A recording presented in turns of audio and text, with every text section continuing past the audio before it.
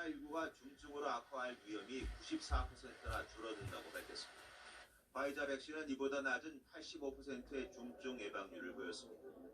두 백신 모두 80세 이상의 고령층에서도 높은 중증 예방 효과를 나타냈는데 병원 입원율을 81%까지 낮춘 것으로 조사됐습니다. 특히 아스트라제네카 백신의 경우 1차 접종 후 4주가 지난 80대 이상 환자는 2명에 불과했습니다.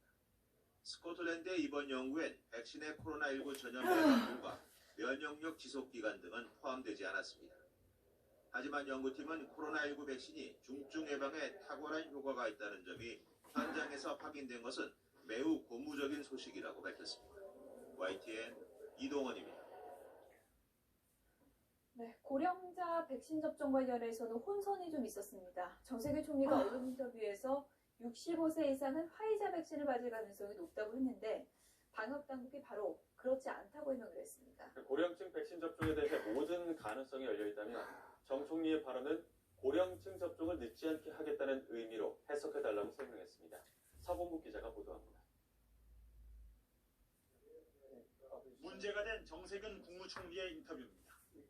65세 이상의 어르신들에 대해서는 그 화이자를 접종하는 것도 지금 그 하나의 가능성으로 열어놓고 준비를 하고 있어서 아마 이 고령층에게는 그 화이자를 먼저 접종하는 것으로 확정될 가능성이 높습니다.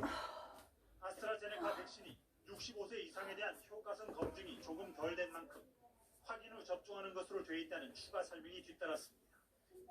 하지만 방역 당국의 입장은 달랐습니다. 고령층 접종 백신은 아스트라제네카를 포함해 모든 가능성이 열려 있다며 아직 결정되지 않았다는 기존 입장을 재차 확인했습니다. 아스트라제네카 백신이든 아니면 화이자나 모더나 등 추후에 들어오는 백신이든 예방접종 전문위원회에서 추가적인 논의를 거쳐서 고령자에 대한 백신 접종 백신을 결정할 예정입니다. 정 총리의 발언은 3월 아스트라제네카 백신 임상시험 결과 확인이 늦어지더라도 화이자 백신으로 고령층 예방접종이 늦어지지 않도록 하겠다는 의미라며 확대 해석을 경계했습니다. 백신 접종을 거부할 경우 접종 시기가 11월로 밀리는 부분에 대해서도 변경 계획이 없다고 다시 강조했습니다. 초전 상태로 저장해야 하는 화이자 백신을 요양병원 등으로 운송하는 것과 관련해서는 포장할 때 최대한 흔들리지 않도록 하는 방안을 검토 중이라고 답했습니다. 중재본을 이끄는 정세균 국무총리가 백신 예방접종과 관련해 방역당국과 엇박자를 낸 것은 이번이 처음은 아닙니다. 하지만 역사적인 첫 백신 접종을 앞두고 총리와 당국이 오락가락하면서 백신 안정성에 불안을 조성하는 것이 아닌지 우려의 목소리도 나오고 있습니다. YTN 서공국입니다. 백신 1호 접종의 주인공은 누가 될지도 관심이죠. 접종 시작이 이제 사흘 뒤인데 정치권에서는 1호 접종자 공방이 연일 치열합니다. 대통령이 1호 접종자가 돼야 한다는 의견도 있는데요. 다른 나라는 누가 가장 먼저 맞았을까요? 박석영 기자가 알아봤습니다. 베냐민 네타냐후 이스라엘 총리가 백신을 맞고는 옅은 미소로 여유를 보입니다. 국민 3분의 1이 접종을 꺼린다는 여론조사 결과가 나오자 국민 대상 접종 하루 전 화이자 백신을 1호로 맞은 겁니다.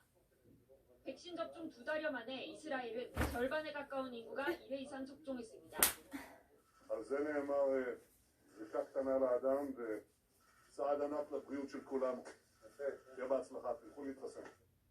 조코 위도도 인도네시아 대통령은 지난달 13일 중국 시노백 백신을 가장 먼저 맞았고 남아프리카 공화국은 지난 17일 시릴 라마포사 대통령의 존슨앤드존슨 백신 접종을 시작으로 전 국민이 접종에 들어갔습니다.